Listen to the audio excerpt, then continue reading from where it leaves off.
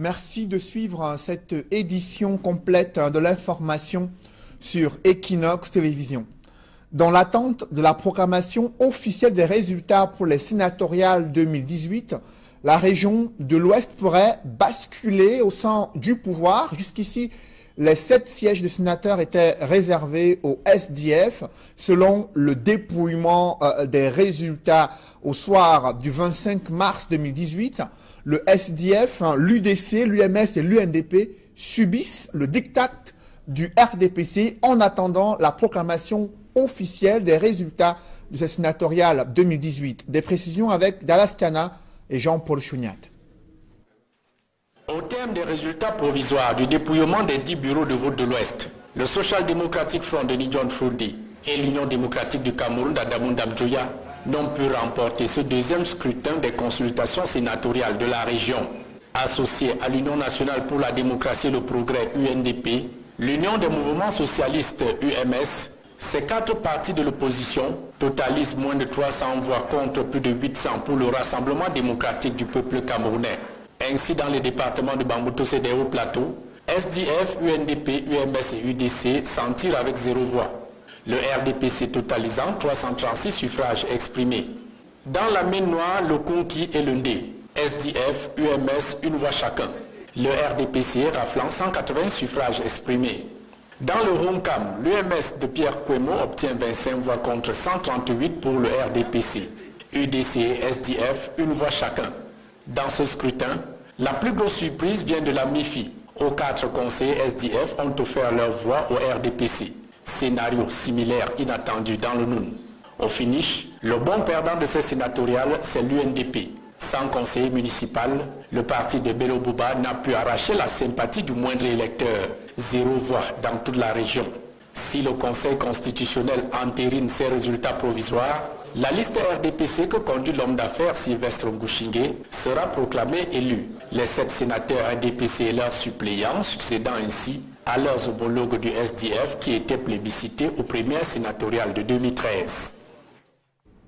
Au-delà du taux de participation élevé pour ces sénatoriales, Elecam s'est montré vague sur la date de publication de ces résultats officiels de ce scrutin, se limitant à invoquer les délais prévus dans le code électoral. Joël Essenge et Gizogo.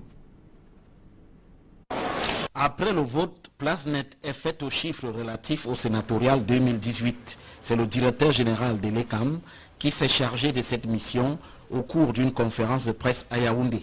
Selon Abdoulaye Babale, sur 10 105 électeurs inscrits, un peu moins d'entre eux ont pris part au scrutin.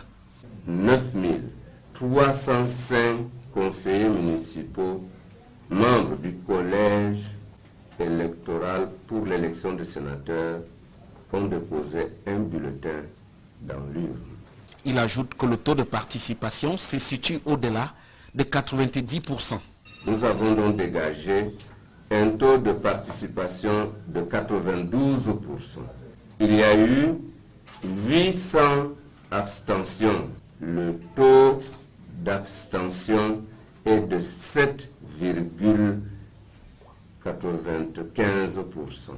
S'agissant des délais de proclamation des résultats, le directeur général de l'ECAM les situe à 15 jours conformément à la loi.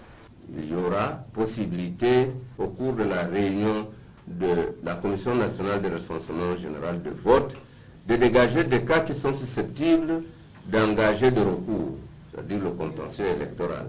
Mais dans un délai de 15 jours, le Conseil constitutionnel est tenu de publier les résultats de l'élection des sénateurs qui s'est tenue ce jour.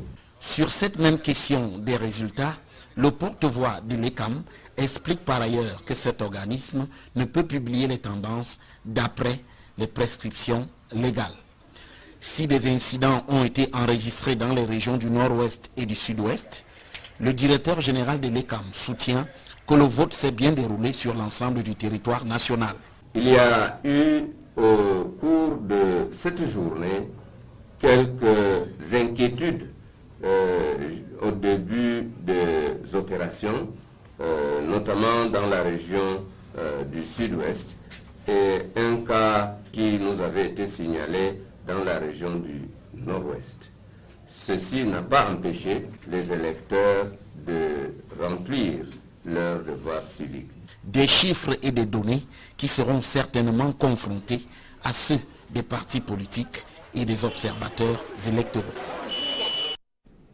Durant ce scrutin, la forte présence des autorités administratives et la prise de position ont sémé la confusion dans l'esprit des Camerounais, alors que Elekam est chargé de conduire le processus électoral et d'organiser les élections au Cameroun.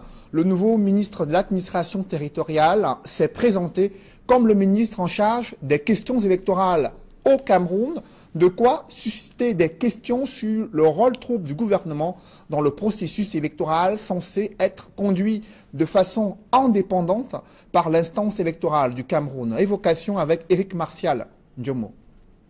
La sortie de Paul Atangandi au soir du 25 mars a le mérite de susciter de nombreuses interrogations tant sur la forme que dans le contenu. D'abord sur la forme, le ministre de l'administration territoriale semble se défaire des usages qui voulaient que jusque-là ces types de communication soient gérés par le ministre de la communication.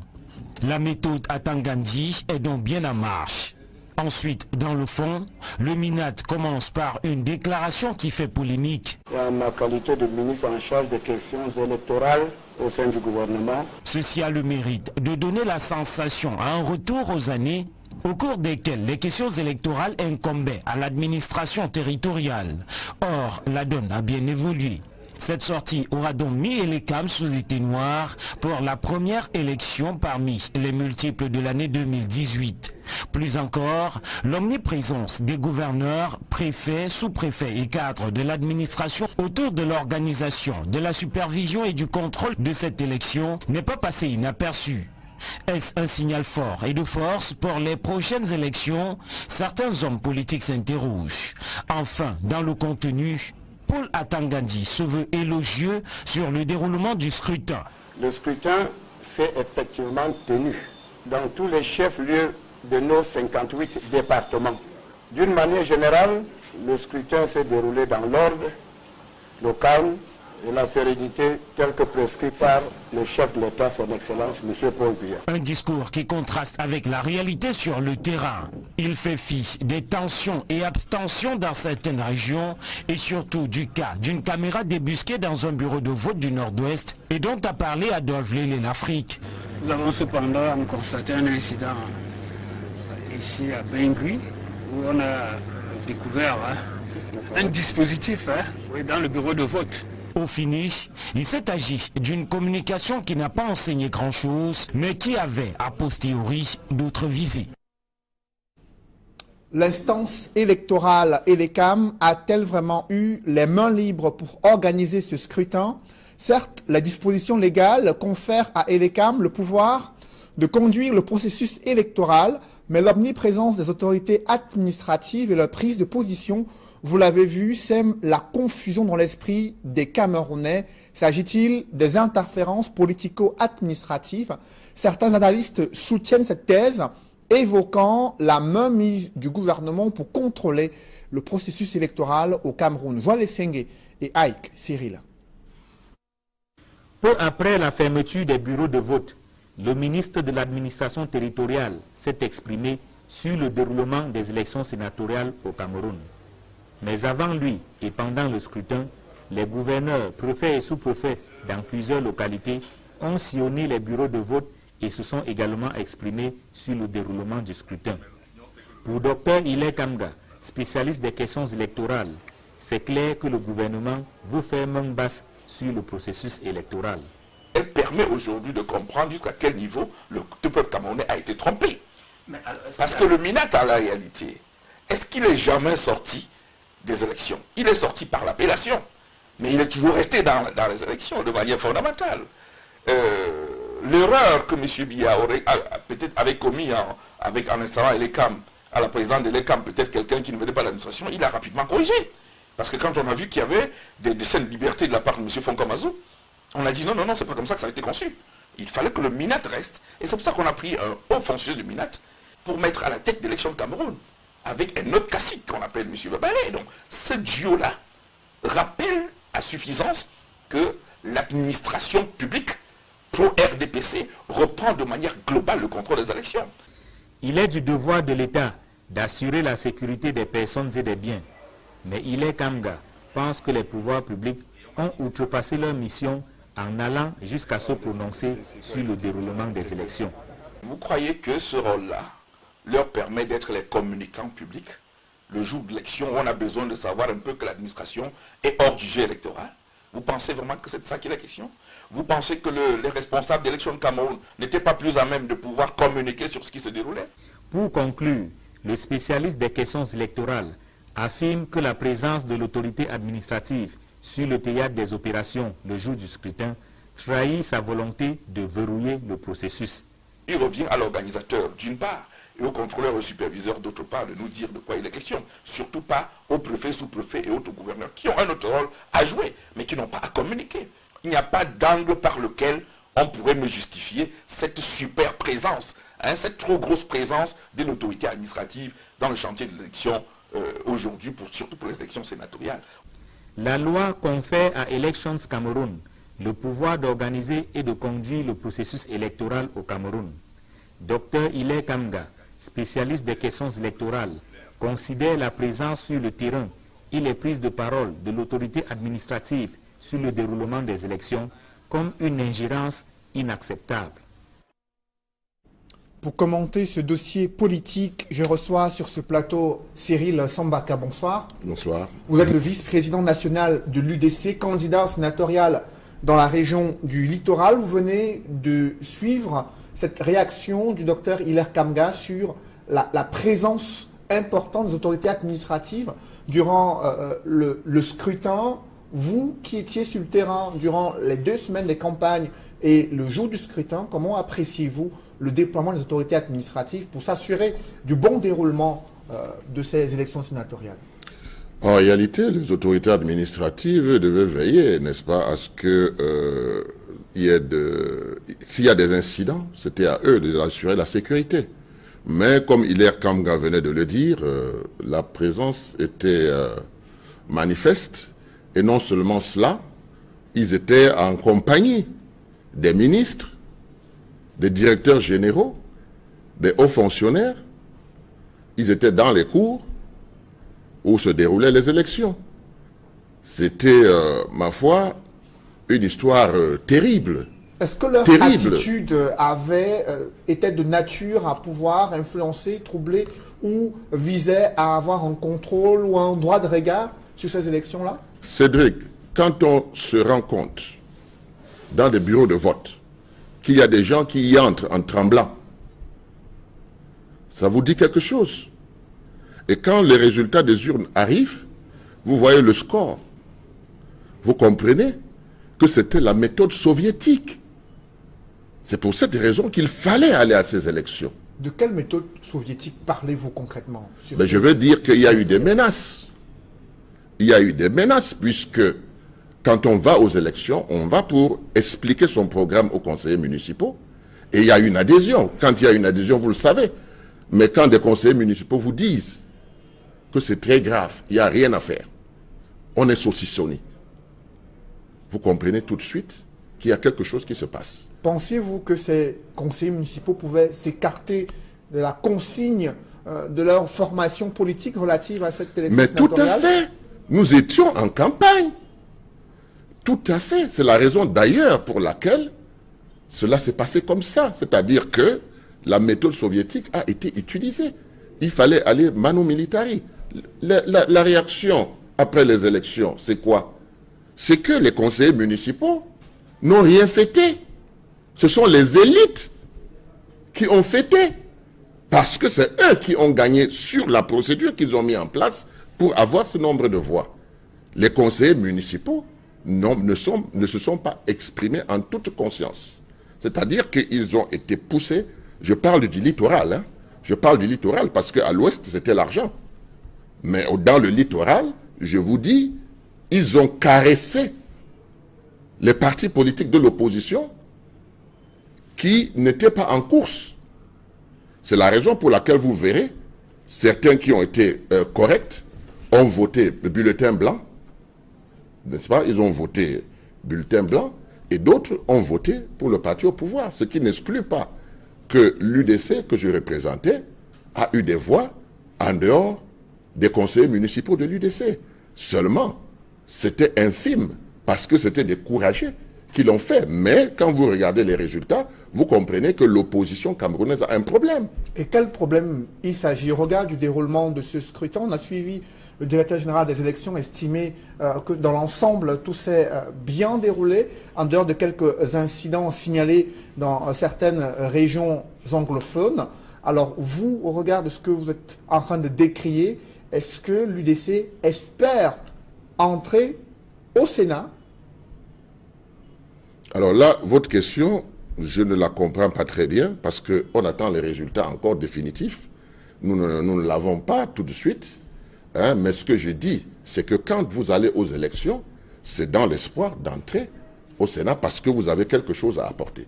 Si vous avez un programme, vous le mettez sur la table et vous allez aux élections. Ce que je regrette, c'est que les électeurs n'ont pas été libres dans leur choix.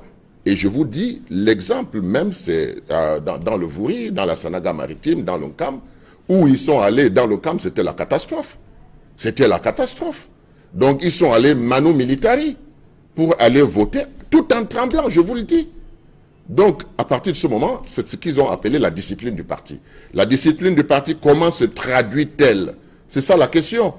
Mais les résultats sont là, les élites ont fêté et les conseillers municipaux sont rentrés la tête basse. Justement, à quoi est-ce que vous pourriez vous attendre lors de, bien sûr, la proclamation des résultats? Vous savez que le code électoral prévoit 2 semaines d'attente et qui doivent être publiés, ces résultats, par le Conseil constitutionnel. Ce délai, au regard du nombre de votants, qui est moins de 10 000, et qu'il faut attendre 2 semaines, est-ce que vous êtes favorable à ce type de système? Non, mais c'est une curiosité camerounaise.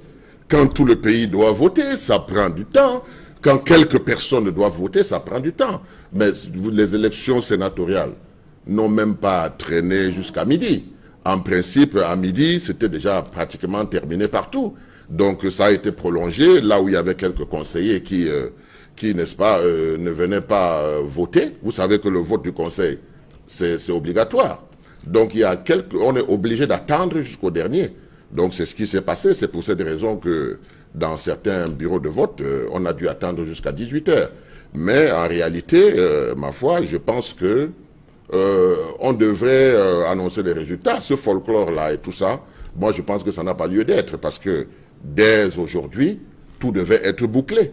Je ne vois pas, si on n'a pas pu boucler ces quelques conseillers, ces 81 bureaux de vote à travers le territoire camerounais, ça veut tout simplement dire que la loi a prévu de proroger parce que si, dans le cas où ça ne marche pas, il faut qu'on puisse trouver des moyens pour renverser la vapeur. Moi, c'est ce que je me dis. Sinon, les résultats devaient être prononcés aujourd'hui même. Le Conseil constitutionnel va proclamer ses tout premiers résultats dans l'histoire de cette institution. Est-ce que vous avez des attentes particulières sur le rôle que cette instance doit jouer dans le recensement, le contrôle, les vérifications des différents suffrages exprimés? Je pense que la technique que le parti au pouvoir a utilisée, ils ont pris le soin quand même, n'est-ce pas, de faire en sorte que les contentieux soient impossibles. Bon, on peut avoir quelques contentieux, comme à l'ouest où il y a eu à Tchang.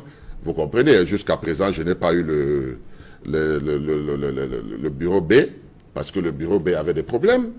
Donc, en dehors de ça, je pense qu'ils ont pris soin de tout faire pour embrigader d'abord les électeurs et ensuite faire en sorte que ça puisse passer. Donc, nous pensons franchement que le Conseil constitutionnel n'aura pas grand-chose à faire, mais néanmoins, ce qu'on doit reconnaître, c'est que ces élections ont permis au Conseil constitutionnel, n'est-ce pas, de siéger, et chaque Camerounais peut apprécier aujourd'hui. Je dis ça par rapport aux jeunes qui arrivent et qui pensent que l'élection sénatoriale, c'était rien du tout, mais l'élection sénatoriale, c'est quelque chose d'important pour un pays comme le Cameroun, qui a diverses ethnies, etc., etc. Donc, je pense que ça aussi, ça permet d'analyser et de savoir ce à quoi il faut s'attendre. Parce que quand on arrive en politique, il faut avoir des expériences. Et ça, c'est une expérience première du Conseil constitutionnel. Donc, tout homme qui est parti à ces élections, tout parti qui a participé, sait à quoi s'attendre, apprécie de différentes façons. Mais quand on est absent en politique, vous voyez, là, le sénatorial, on prédisait que le RDPC allait rafler, mais nous nous sommes rendus compte pendant la campagne électorale que le RDPC comptait plutôt sanctionner. Bon, quelque chose s'est passé, le RDPC a pu gagner, et c'est la raison principale, comme je vous disais dès le départ, que si vous observez bien, les conseillers municipaux sont rentrés chez eux. Ce sont les élites qui ont fêté. Parce que la stratégie qu'ils ont mis en place a fonctionné. Merci Cyril Sambaka. Je rappelle que vous êtes vice-président national de l'Union démocratique du Cameroun. Allons tout de suite à Fumban, où la mairie a été victime d'un cambriolage. Près de 2 millions de francs CFA en espèces ont été emportés et plus de 20 millions de timbres. Un gardien en faction a même failli être tué en s'opposant aux brigands. Le récit est fait avec Mama Soufor, Dalaskana et Jean-Paul Chouniat. Au loin, tout paraît calme à la mairie de Fumban. Pourtant, des malfrats y ont semé la pagaille toute la nuit, vandalisant un par un les différents bureaux de recouvrement et recettes à la recherche d'argent et autres valeurs. Le spectacle se déroule à moins de 300 mètres du commissariat de sécurité publique. Ils ont demandé oui, je veux la mort ou la vie. Comme je ne pouvais pas faire bras de fer et que je n'avais aucun élément qui pouvait me servir de défense, j'ai préféré me rendre librement. Une fois le tour du propriétaire achevé, les bourreaux remercient leur guide gardien, lui assénant coups et blessures mortelles. L'autre a levé son arrache-cou pour me casser le front. L'autre, je ne sais où c'était toujours avec quel morceau me percer. Au-delà d'énormes dégâts matériels et la paperasse saccagée pêle-mêle, les bandits emportent un butin constitué d'importants stocks de timbres et de l'argent en espèces. Selon les déclarations de Madame le receveur, il y a des timbres de 20 millions qui ont été apportés dans le portefeuille. Chez le caissier, il y avait un parateur de son timbre. En timbre et en espèces qui ont été aussi apportés. Pour l'instant, les malfrats courent encore dans la nature. Seule l'enquête de police en cours pourrait élucider les circonstances et les vrais mobiles de ce cambriolage à la mairie de Fumban. La chute d'un poteau électrique donne des sueurs froides aux populations résidentes à Bafan. Depuis de nombreuses semaines, elles ont tenté de joindre en vain l'entreprise en charge de l'électricité pour l'interpeller sur les risques élevés de danger qui guettent ces populations. Rien n'a changé sur le terrain. Reportage Andine Gagnou et Auréole Tchoumi. Côtoyé au quotidien à Bafan, sur le principal axe de la ville, un poteau électrique donne des sueurs froides aux populations. Nous avons les enfants. Quand les enfants parlent, le cœur tape. Actuellement, si c'est blessé là, c'est mauvais. Quand tu regardes là, on a peur. On a peur. Ce n'est pas parce qu'on a, c'est devant nous, c'est devant un l'axe principal. Les faits remontent au 8 mars 2018. Les riverains arguent qu'ils ont alerté l'entreprise en charge de la distribution de l'énergie électrique au Cameroun, mais la réponse est toute curieuse. Nous sommes justement surpris quand nous partons à la semaine, nous demandent de cotiser 10 000, on ignore quoi le Cameroun.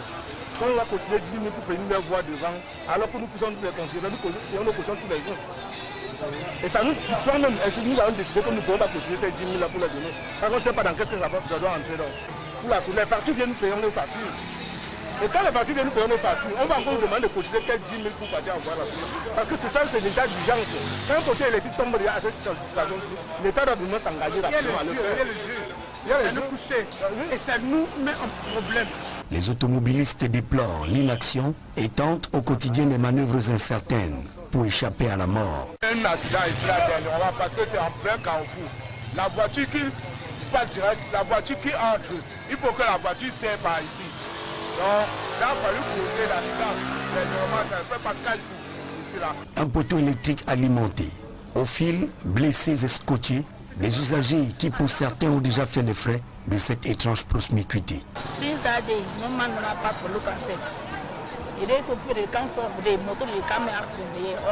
Bafan reste en état d'alerte. Avec les premières pluies qui s'abattent sur la ville, on est bien proche d'un drame national. Nous sommes en pleine semaine sainte destinée à commémorer la passion du Christ et des chrétiens sont appelés à multiplier les prières, à faire preuve de pénitence et de partage durant cette semaine jusqu'à la célébration de la fête de Pâques. François Dikoumé et Julingue Nyondé.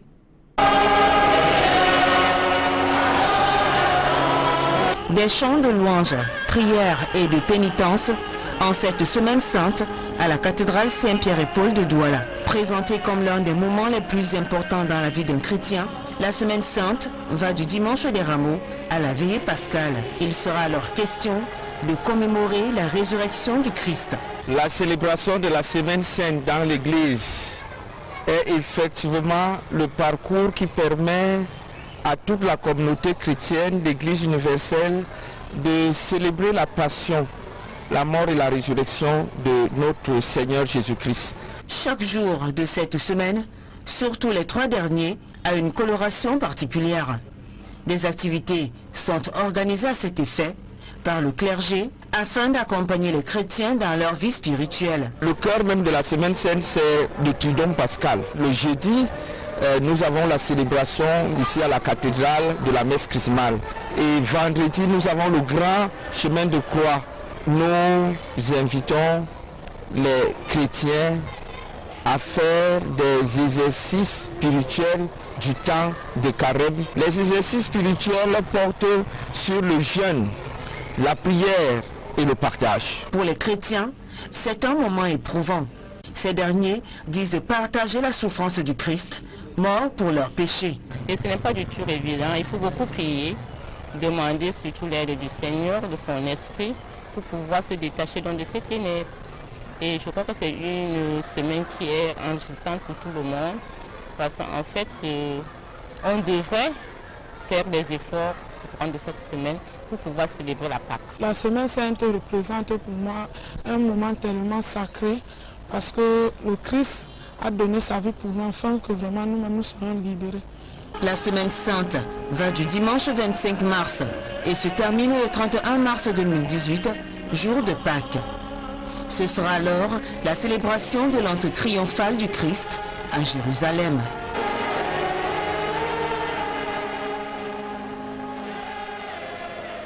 Toujours dans ce chapitre religion, un nouveau nonce apostolique annoncé au Cameroun, Monseigneur Julio Moura, qui doit représenter le Saint-Siège dans un pays où l'Église catholique s'estime persécutée en raison des décès mystérieux des évêques, mais aussi des attaques perpétrées contre les œuvres de l'Église dans les régions anglophones. Des précisions avec Flavien Valondongo dans ce reportage. Monseigneur Julio Moura, 57 ans sonné, nommé nonce apostolique au Cameroun au terme d'un acte publié samedi dernier par le pape François, est de nationalité turque. Il remplace à ce poste Monseigneur Piero Piopo, affecté en Indonésie il y a environ 1 an. Après le Malawi et la Zambie, qui sont des récents pays pour lesquels il a travaillé, le nouvel ambassadeur du Vatican au Cameroun arrive dans un contexte marqué par l'assassinat de l'ancien évêque de Bafia, Monseigneur Benoît Bala, et dont les circonstances de sa mort ne sont pas jusqu'ici élucidées. Bien plus, l'Église catholique est attaquée dans les régions anglophones, en raison des prises de position des évêques sur la crise qui secoue ces parties du pays. Titulaire d'un doctorat en droit canonique, le nonce apostolique pour le Cameroun, tel que précisé dans le courrier signé du pape François, est un diplomate qui a pour mission, entre autres, d'assurer les bonnes relations entre le Cameroun et le Vatican. Il a le droit de regard sur le fonctionnement de l'Église catholique romaine au Cameroun, étant donné que c'est par lui que passent toutes les grandes décisions venues du Vatican pour l'Église locale. Monseigneur Julio Moura, qui est accueilli au Cameroun par des fidèles et à la veille de la célébration de la Pâque, s'exprime en français, en anglais, en allemand, en grec et en turc. Le président de la République du Cameroun est de retour au pays après sa visite d'État en Chine durant la semaine dernière. Paul Biya y a obtenu des accords de coopération économique et technique avec la Chine. Le président de la République, son épouse et sa suite présidentielle ont regagné le pays dans l'après-midi. Des reportages dans ce journal. Il s'agit de l'entreprise, la fondation Kadji de Fotso et l'Union camerounaise de brasserie qui soutient des initiatives des femmes visant à leur permettre d'avoir des outils nécessaires pour mettre en œuvre des projets générateurs de revenus. Reportage.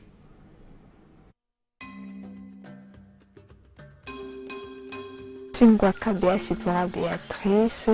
Je fais partie de la première cohorte des bénéficiaires de UCB International Women's Scholarships.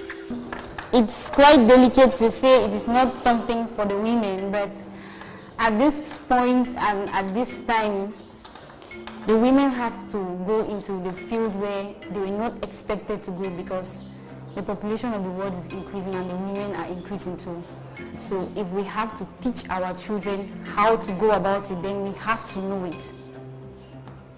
Intensifier la lutte contre les discriminations à l'égard des femmes, renforcer le partenariat pour le développement durable, c'est le thème qui a marqué la 33e édition de la Journée internationale de la femme.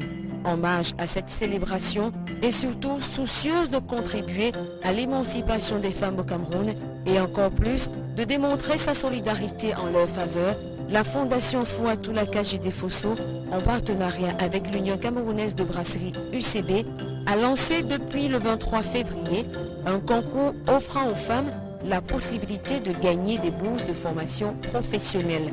UCB and the Kadji Foundation is giving an opportunity for you to realize our dreams.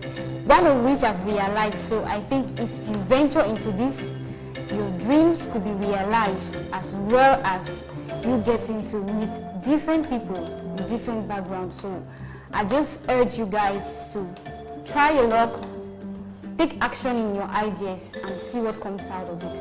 Thanks to UCB and Kadji Foundation. D'un montant de 30 millions de francs CFA, ces fonds seront repartis entre les candidates âgées de 20 à 45 ans qui se seront démarquées de par leur dossier ou leur projet d'auto-entrepreneuriat. Bonne opportunité pour les femmes parce que déjà il n'est pas évident d'avoir des bourses ici au Cameroun pour faire des formations et surtout quand ces bourses sont spécialement faites pour nous les femmes.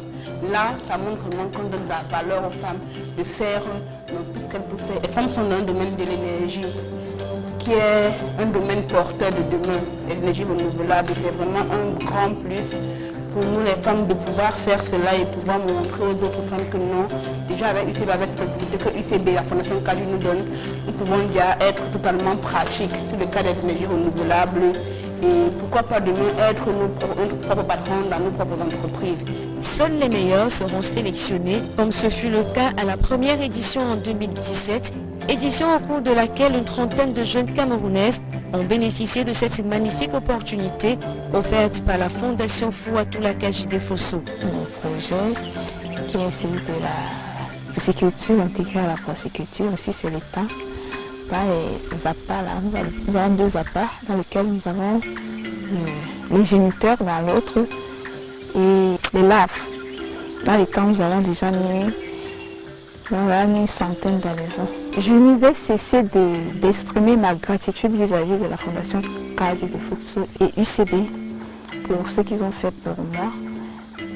Certes, j'avais déjà ce rêve et un projet bien ficelé, mais grâce à UCB, j'ai pu réaliser. Ce que je peux donner, c'est de croire à ses rêves et de continuer à chercher les moyens et les opportunités pour pouvoir les réaliser. Les candidates seront sélectionnées sous la base de projets touchant des domaines innovateurs dans lesquels elles aimeraient entreprendre ou encore être formées, comme infirmières gérontologues, les secteurs porteurs à l'instar de la mécanique, la menuiserie métallique, le transit, l'hôtellerie, les nouvelles technologies de l'information et de la communication, l'élevage, l'agriculture, les énergies renouvelables et l'électricité.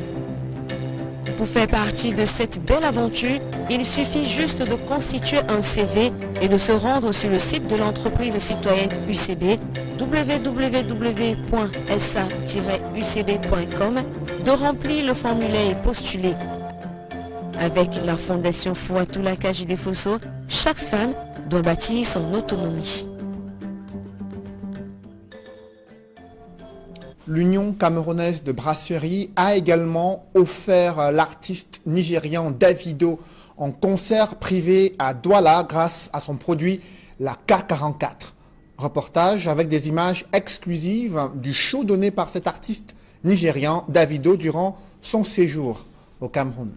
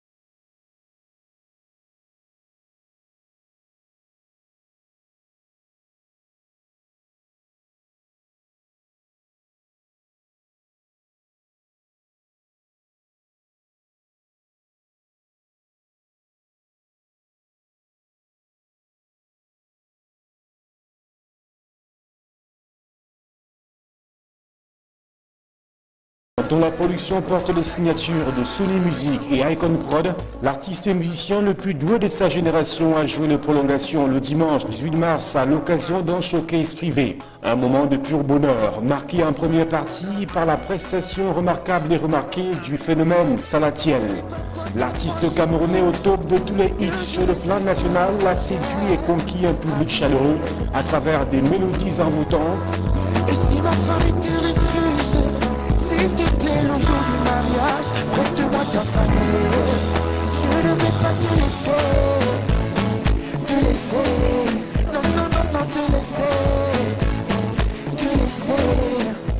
Un récital qui bénéficiait toujours du soutien incontournable de la nouvelle star du premium au Cameroun, la K44.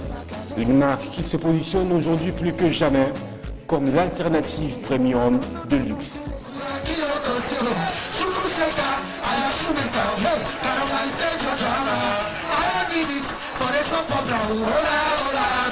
Avec une contenance de 50 centilitres, 4,5% de taux d'alcool et un packaging très attractif, la K44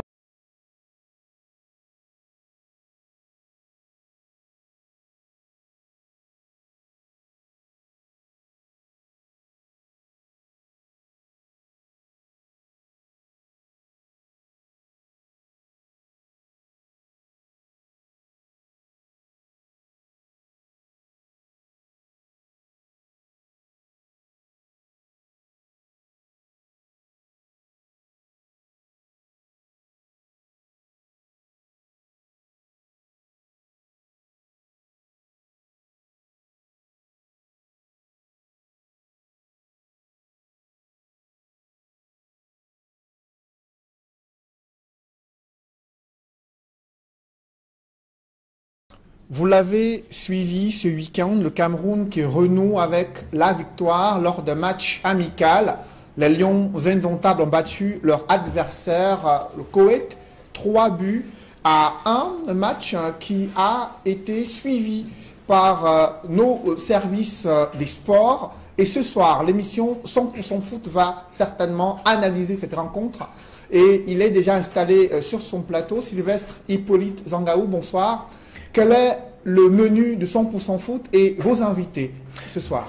Bonsoir Cédric, le menu, vous avez commencé par donner quelques indications. Donc nous revenons sur ce match amical disputé par le Cameroun, disputé et remporté par le Cameroun face au Koweït. C'était donc hier, 3-1, un doublé de Christian Bassogok après l'ouverture du score à la 11e minute par Vincent Boubacar.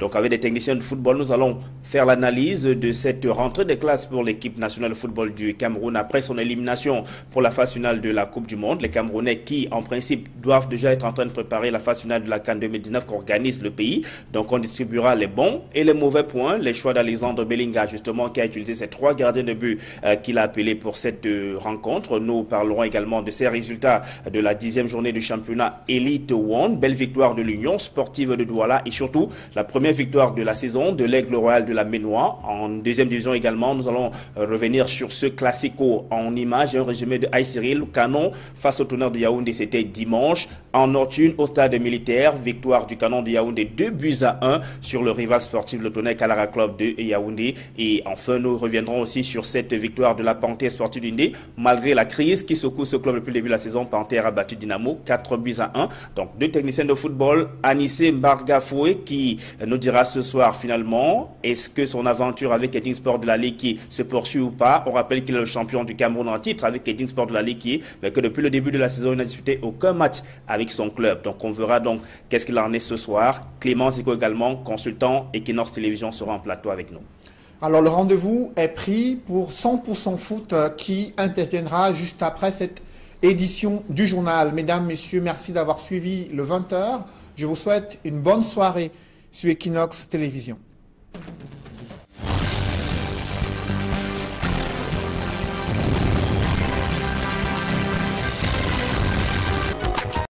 En stock de timbres et de l'argent en espèces. Selon les déclarations de madame le receveur, il y a des timbres de 20 millions qui ont été apportés dans le portefeuille. Chez le caissier, il y avait un paragraphe de son en timbres et en espèces qui ont été aussi apportés. Pour l'instant, les malfrats courent encore dans la nature. Seule l'enquête de police en cours pourrait élucider les circonstances et les vrais mobiles de ce cambriolage à la mairie de Foumban.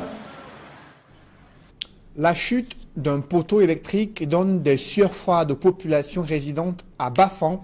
Depuis de nombreuses semaines, elles ont tenté de joindre en vain l'entreprise en charge de l'électricité pour l'interpeller sur les risques élevés de danger qui guettent ces populations. Rien n'a changé sur le terrain. Reportage Andine Gagnou et Auréole Tchoumi.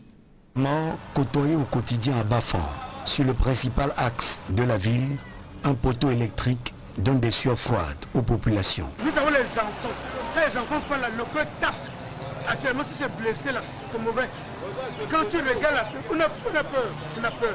Ce n'est pas parce qu'on a, c'est devant nous, c'est devant un large principal. Les faits remontent au 8 mars 2018. Les riverains arguent qu'ils ont alerté l'entreprise en charge de la distribution de l'énergie électrique au Cameroun, mais la réponse est toute curieuse. Nous sommes justement surpris quand nous partons à la semaine, nous demandent de cotiser 10 000, on ignore quoi le Cameroun. Quand on a cotisé 10 000 pour venir voir devant, alors que nous puissions nous les considérer, nous payons nos cautions tous les jours. Et ça nous surprend même. Est-ce que nous avons décidé que nous pouvons pas cotiser ces 10 000 là pour les donner? Parce qu'on ne sait pas dans qu'est-ce que ça doit entrer. Donc. Pour la soulève, les parties viennent nous payer nos factures.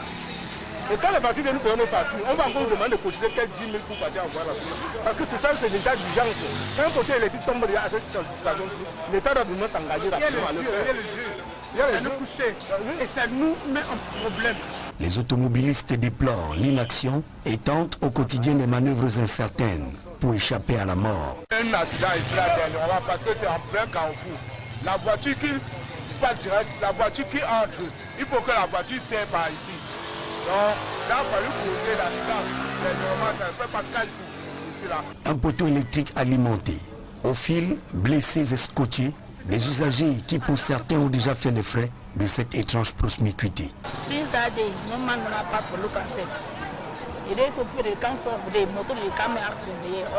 Bafan reste en état d'alerte. Avec les premières pluies qui s'abattent sur la ville, on est bien proche d'un drame national. Nous sommes en pleine semaine sainte destinée à commémorer la passion du Christ et des chrétiens sont appelés à multiplier les prières, à faire preuve de pénitence et de partage durant cette semaine jusqu'à la célébration de la fête de Pâques. François Dikoumé et Julingue Nyondé.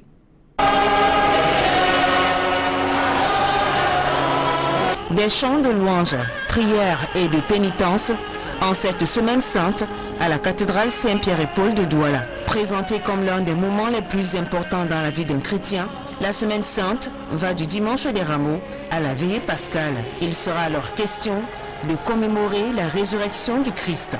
La célébration de la Semaine Sainte dans l'Église est effectivement le parcours qui permet à toute la communauté chrétienne d'Église universelle de célébrer la passion, la mort et la résurrection de notre Seigneur Jésus-Christ. Chaque jour de cette semaine, surtout les 3 derniers, a une coloration particulière. Des activités sont organisées à cet effet par le clergé afin d'accompagner les chrétiens dans leur vie spirituelle. Le cœur même de la Semaine Sainte, c'est le Tridome pascal. Le jeudi, nous avons la célébration ici à la cathédrale de la messe chrismale. Et vendredi, nous avons le grand chemin de croix. Nous invitons les chrétiens à faire des exercices spirituels du temps de carême. Les exercices spirituels portent sur le jeûne, la prière et le partage. Pour les chrétiens, c'est un moment éprouvant. Ces derniers disent de partager la souffrance du Christ, mort pour leurs péchés. Et ce n'est pas du tout évident. Il faut beaucoup prier, demander surtout l'aide du Seigneur, de son esprit, pour pouvoir se détacher de ces ténèbres. Et je crois que c'est une semaine qui est enrichissante pour tout le monde. Parce qu'en fait, on devrait faire des efforts pour prendre cette semaine pour pouvoir célébrer la Pâque. La Semaine Sainte représente pour moi un moment tellement sacré parce que le Christ a donné sa vie pour nous afin que vraiment nous soyons libérés. La Semaine Sainte va du dimanche 25 mars et se termine le 31 mars 2018, jour de Pâques. Ce sera alors la célébration de l'entrée triomphale du Christ à Jérusalem.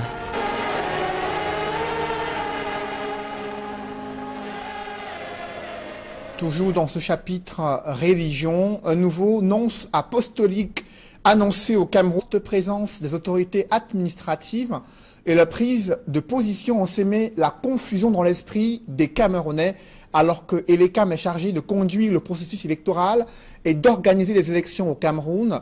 Le nouveau ministre de l'administration territoriale s'est présenté comme le ministre en charge des questions électorales au Cameroun, de quoi susciter des questions sur le rôle trouble du gouvernement dans le processus électoral censé être conduit de façon indépendante par l'instance électorale du Cameroun. Évocation avec Éric Martial Ndjomo.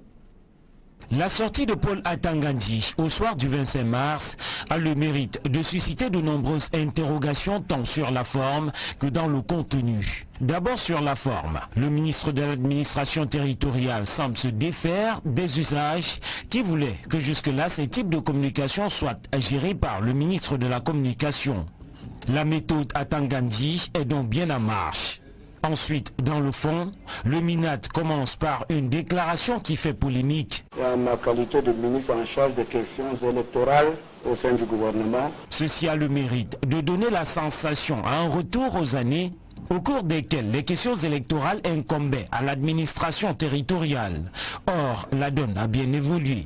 Cette sortie aura donc mis Elekam sous été noir pour la première élection parmi les multiples de l'année 2018. Plus encore, l'omniprésence des gouverneurs, préfets, sous-préfets et cadres de l'administration autour de l'organisation, de la supervision et du contrôle de cette élection n'est pas passé inaperçu. Est-ce un signal fort et de force pour les prochaines élections? Certains hommes politiques s'interrogent. Enfin, dans le contenu, Paul Atangandi se veut élogieux sur le déroulement du scrutin. Le scrutin s'est effectivement tenu dans tous les chefs-lieux de nos 58 départements. D'une manière générale, le scrutin s'est déroulé dans l'ordre, le calme et la sérénité telle que prescrit par le chef de l'État, son Excellence, M. Paul Biya. Un discours qui contraste avec la réalité sur le terrain. Il fait fi des tensions et abstentions dans certaines régions et surtout du cas d'une caméra débusquée dans un bureau de vote du Nord-Ouest et dont a parlé Adolphe Lélé l'Afrique. Nous avons cependant constaté un incident ici à Bengui où on a découvert un dispositif dans le bureau de vote. Au finish, il s'est agi d'une communication qui n'a pas enseigné grand-chose, mais qui avait, a posteriori, d'autres visées. L'instance électorale Elekam a-t-elle vraiment eu les mains libres pour organiser ce scrutin? Certes, la disposition légale confère à Elekam le pouvoir de conduire le processus électoral, mais l'omniprésence des autorités administratives et leur prise de position, vous l'avez vu, sème la confusion dans l'esprit des Camerounais. S'agit-il des interférences politico-administratives? Certains analystes soutiennent cette thèse, évoquant la mainmise du gouvernement pour contrôler le processus électoral au Cameroun. Joël Sengue et Ike Cyril. Peu après la fermeture des bureaux de vote, le ministre de l'administration territoriale s'est exprimé sur le déroulement des élections sénatoriales au Cameroun. Mais avant lui et pendant le scrutin, les gouverneurs, préfets et sous-préfets dans plusieurs localités ont sillonné les bureaux de vote et se sont également exprimés sur le déroulement du scrutin. Pour Dr Hilaire Kamga, spécialiste des questions électorales, c'est clair que le gouvernement veut faire main basse sur le processus électoral. Elle permet aujourd'hui de comprendre jusqu'à quel niveau le peuple camerounais a été trompé. Parce que le MINAT, en la réalité, est-ce qu'il est jamais sorti des élections? Il est sorti par l'appellation, mais il est toujours resté dans les élections de manière fondamentale. L'erreur que M. Biya peut-être avait commis en installant l'ECAM, à la présidente de l'ECAM, peut-être quelqu'un qui ne venait pas de l'administration, il a rapidement corrigé. Parce que quand on a vu qu'il y avait des scènes de liberté de la part de M. Fonkamazou, on a dit non, c'est pas comme ça que ça a été conçu. Il fallait que le MINAT reste. Et c'est pour ça qu'on a pris un haut fonctionnaire du MINAT pour mettre à la tête d'élection de Cameroun, avec un autre cacique qu'on appelle M. Babalé. Donc ce duo-là rappelle à suffisance que l'administration publique pro-RDPC reprend de manière globale le contrôle des élections. Il est du devoir de l'État d'assurer la sécurité des personnes et des biens. Mais Hilaire Kamga pense que les pouvoirs publics ont outrepassé leur mission en allant jusqu'à se prononcer sur le déroulement des élections. Vous croyez que ce rôle-là leur permet d'être les communicants publics le jour de l'élection où on a besoin de savoir un peu que l'administration est hors du jeu électoral? Vous pensez vraiment que c'est de ça qu'il est la question? Vous pensez que les responsables d'élection de Cameroun n'étaient pas plus à même de pouvoir communiquer sur ce qui se déroulait? Pour conclure, le spécialiste des questions électorales affirme que la présence de l'autorité administrative sur le théâtre des opérations le jour du scrutin trahit sa volonté de verrouiller le processus. Il revient à l'organisateur d'une part et au contrôleur et au superviseur d'autre part de nous dire de quoi il est question. Surtout pas aux préfets, sous-préfets et autres gouverneurs qui ont un autre rôle à jouer mais qui n'ont pas à communiquer. Il n'y a pas d'angle par lequel on pourrait me justifier cette super présence, cette trop grosse présence de l'autorité administrative dans le chantier de l'élection aujourd'hui, surtout pour les élections sénatoriales. La loi confère à Elections Cameroun le pouvoir d'organiser et de conduire le processus électoral au Cameroun. Dr Hilaire Kamga, spécialiste des questions électorales, considère la présence sur le terrain et les prises de parole de l'autorité administrative sur le déroulement des élections comme une ingérence inacceptable. Pour commenter ce dossier politique, je reçois sur ce plateau Cyril Sambaka. Bonsoir. Bonsoir. Vous êtes le vice-président national de l'UDC, candidat sénatorial dans la région du littoral. Vous venez de suivre cette réaction du docteur Hilaire Kamga sur la présence importante des autorités administratives durant le scrutin. Vous qui étiez sur le terrain durant les 2 semaines des campagnes et le jour du scrutin, comment appréciez-vous le déploiement des autorités administratives pour s'assurer du bon déroulement de ces élections sénatoriales? En réalité, les autorités administratives devaient veiller, n'est-ce pas, à ce que s'il y a des incidents, c'était à eux d'assurer la sécurité. Mais comme Hilaire Kamga venait de le dire, la présence était manifeste. Et non seulement cela, ils étaient en compagnie des ministres, des directeurs généraux, des hauts fonctionnaires. Ils étaient dans les cours où se déroulaient les élections.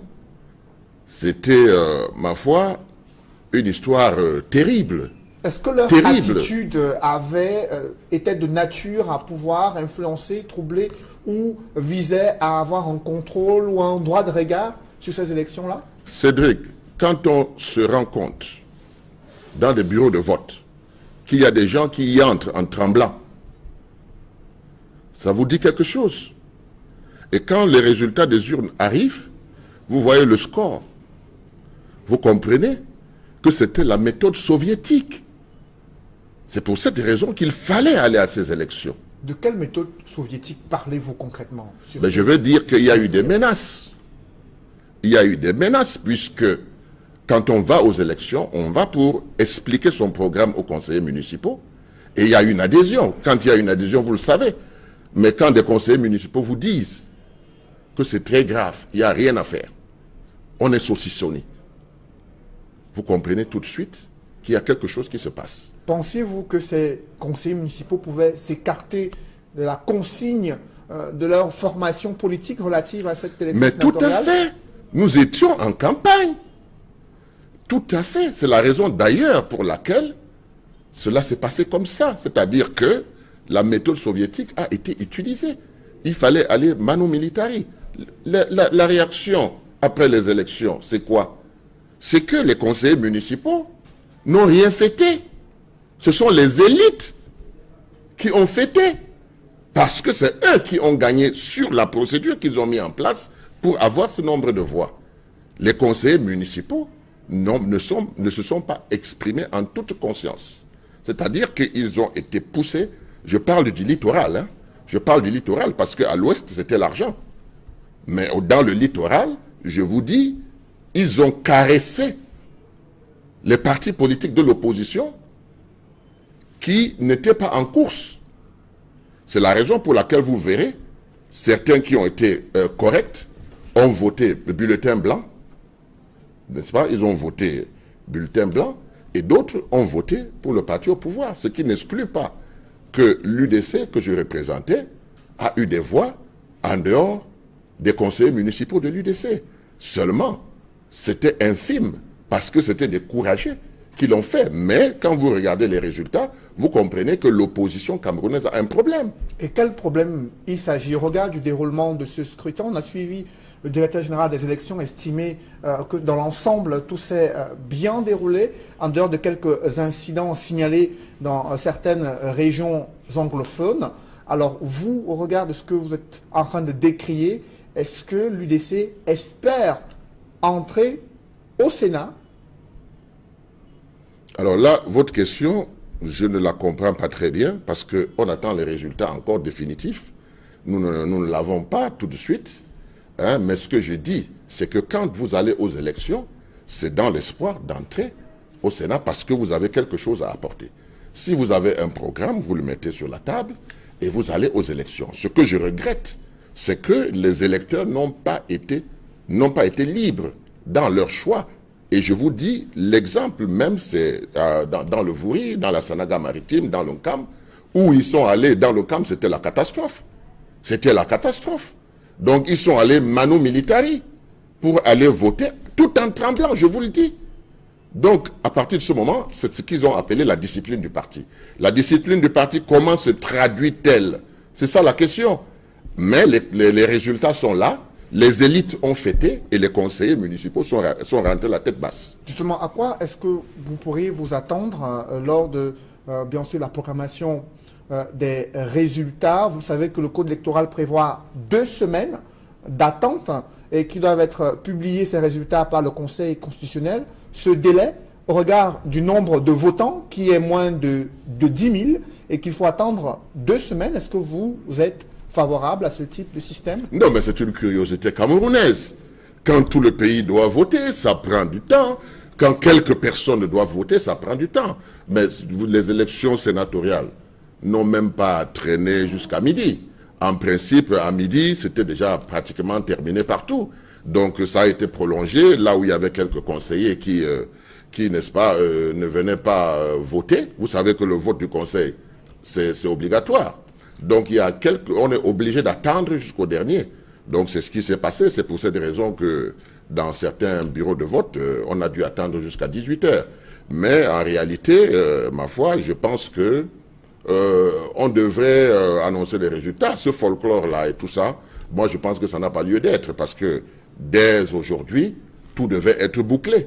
Je ne vois pas, si on n'a pas pu boucler ces quelques conseillers, ces 81 bureaux de vote à travers le territoire camerounais, ça veut tout simplement dire que la loi a prévu de proroger parce que si, dans le cas où ça ne marche pas, il faut qu'on puisse trouver des moyens pour renverser la vapeur. Moi, c'est ce que je me dis. Sinon, les résultats devaient être prononcés aujourd'hui même. Le Conseil constitutionnel va proclamer ses tout premiers résultats dans l'histoire de cette institution. Est-ce que vous avez des attentes particulières sur le rôle que cette instance doit jouer dans le recensement, le contrôle, les vérifications des différents suffrages exprimés? Je pense que la technique que le parti au pouvoir a utilisée, ils ont pris le soin quand même, n'est-ce pas, de faire en sorte que les contentieux soient impossibles. Bon, on peut avoir quelques contentieux, comme à l'ouest où il y a eu à Tchang. Vous comprenez, jusqu'à présent, je n'ai pas eu le bureau B, parce que le bureau B avait des problèmes. Donc, en dehors de ça, je pense qu'ils ont pris soin de tout faire pour embrigader d'abord les électeurs et ensuite faire en sorte que ça puisse passer. Donc, nous pensons franchement que le Conseil constitutionnel n'aura pas grand-chose à faire, mais néanmoins, ce qu'on doit reconnaître, c'est que ces élections ont permis au Conseil constitutionnel, n'est-ce pas, de siéger, et chaque Camerounais peut apprécier aujourd'hui. Je dis ça par rapport aux jeunes qui arrivent et qui pensent que l'élection sénatoriale, c'était rien du tout. Mais l'élection sénatoriale, c'est quelque chose d'important pour un pays comme le Cameroun, qui a diverses ethnies, etc., etc. Donc, je pense que ça aussi, ça permet d'analyser et de savoir ce à quoi il faut s'attendre. Parce que quand on arrive en politique, il faut avoir des expériences. Et ça, c'est une expérience première du Conseil constitutionnel. Donc, tout homme qui est parti à ces élections, tout parti qui a participé, sait à quoi s'attendre, apprécie de différentes façons. Mais quand on est absent en politique, vous voyez, le sénatorial, on prédisait que le RDPC allait rafler, mais nous nous sommes rendus compte pendant la campagne électorale que le RDPC comptait plutôt sanctionner. Bon, quelque chose s'est passé, le RDPC a pu gagner. Et c'est la raison principale, comme je vous disais dès le départ, que si vous observez bien, les conseillers municipaux sont rentrés chez eux. Ce sont les élites qui ont fêté, parce que la stratégie qu'ils ont mis en place a fonctionné. Merci Cyril Sambaka. Je rappelle que vous êtes vice-président national de l'Union démocratique du Cameroun.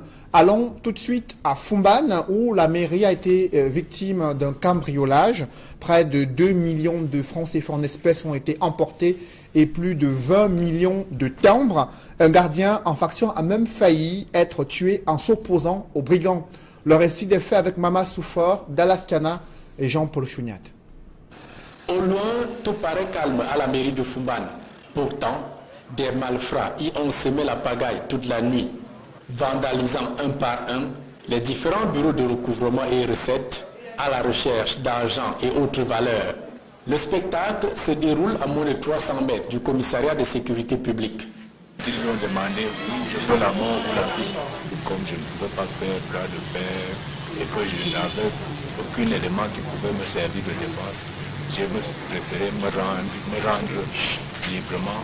Une fois le tour du propriétaire achevé, les bourreaux remercient leur guide gardien, lui assénant coups et blessures mortelles. L'autre a levé son arrache pour me casser le front. L'autre, je ne sais où, c'était toujours avec quel morceau de fer. Au-delà d'énormes dégâts matériels et la paperasse saccagée pêle-mêle, les bandits emportent un butin constitué d'importants.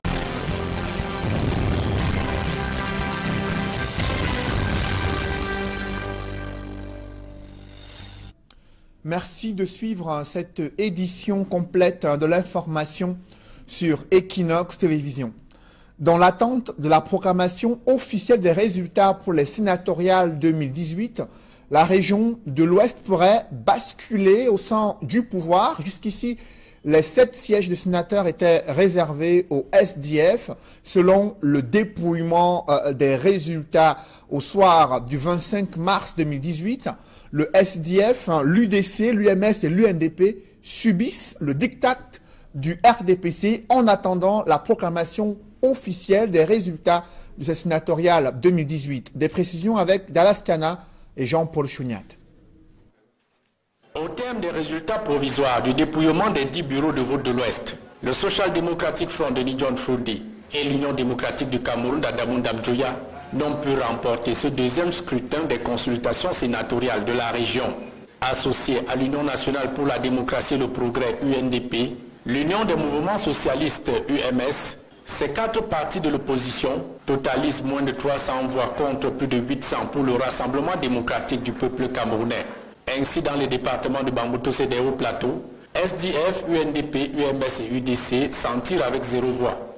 Le RDPC totalisant 336 suffrages exprimés. Dans la mine noire, le Konki et le Ndé, SDF, UMS, 1 voix chacun. Le RDPC raflant 180 suffrages exprimés. Dans le Romcam, l'UMS de Pierre Kouemo obtient 25 voix contre 138 pour le RDPC. UDC et SDF, 1 voix chacun. Dans ce scrutin, la plus grosse surprise vient de la MIFI. Aux 4 conseillers SDF ont offert leur voix au RDPC. Scénario similaire inattendu dans le Noun. Au finish, le bon perdant de ces sénatoriales, c'est l'UNDP.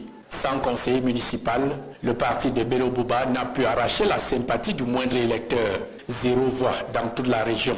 Si le Conseil constitutionnel entérine ces résultats provisoires, la liste RDPC que conduit l'homme d'affaires Sylvestre Ngouchingué sera proclamée élue. Les 7 sénateurs RDPC et leurs suppléants succédant ainsi à leurs homologues du SDF qui étaient plébiscités aux premières sénatoriales de 2013. Au-delà du taux de participation élevé pour ces sénatoriales, Elecam s'est montré vague sur la date de publication de ces résultats officiels de ce scrutin, se limitant à invoquer les délais prévus dans le code électoral. Joël Essenge et Gizogo. Après le vote, place nette est faite aux chiffres relatifs au sénatorial 2018. C'est le directeur général de l'ECAM qui s'est chargé de cette mission au cours d'une conférence de presse à Yaoundé.